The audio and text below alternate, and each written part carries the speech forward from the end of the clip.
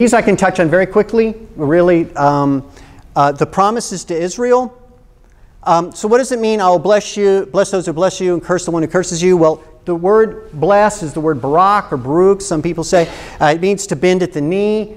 Do you notice when you bend at the knee, your leg doubles?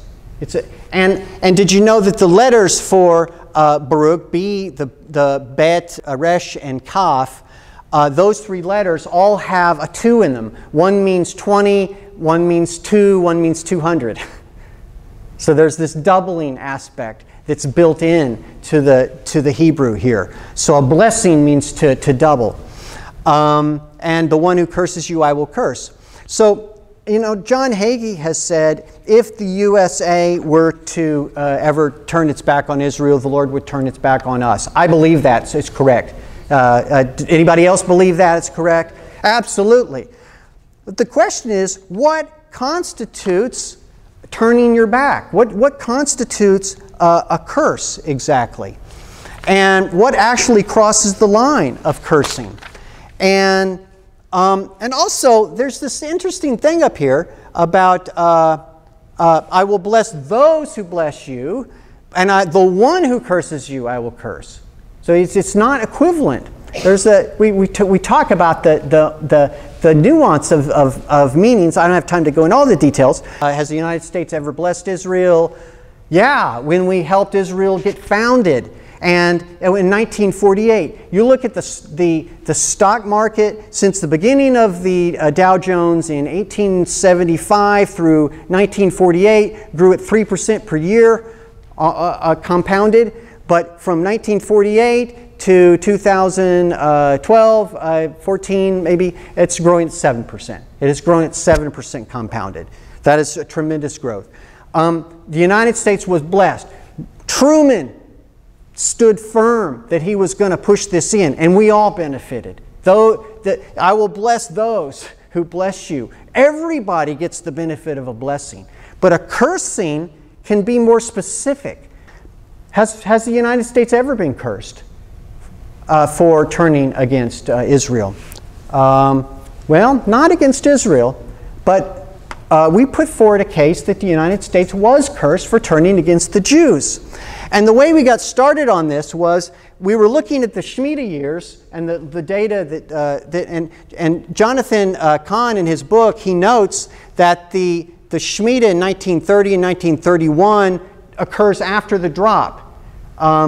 And so we were looking at that, you know, the peak was in 1929. We all know the crash was in 1929, 2 years before the Shemitah. Well, this was the biggest, most prolonged, you know, event in the history of the nation.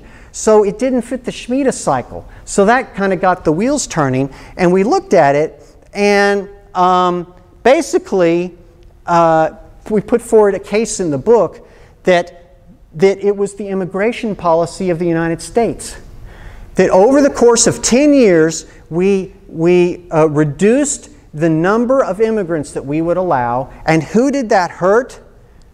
More than any other group of people, it hurt the Jews of Eastern Europe. The very people who were being trapped under the Bolsheviks or under the Nazis and could not get out, we had cut off immigration. Why? Because we didn't want our ethnic makeup to change. So we put forward this idea that this was actually the beginning of a curse. And it turns out that the day the law finally went into effect, it went into effect in July 1st, 1929, for the finalization of this whole policy.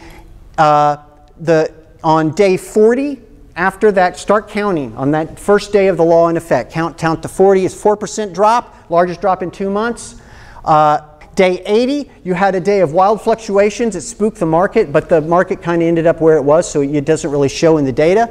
And then in day 120, you have Black Monday, the largest drop in the history of the market until 1987. I mean, it lasted for years. And then the next day, it dropped another 12%. And it's really interesting that when the decision was finally made, God acted very quickly. But it didn't happen on a Shemitah year.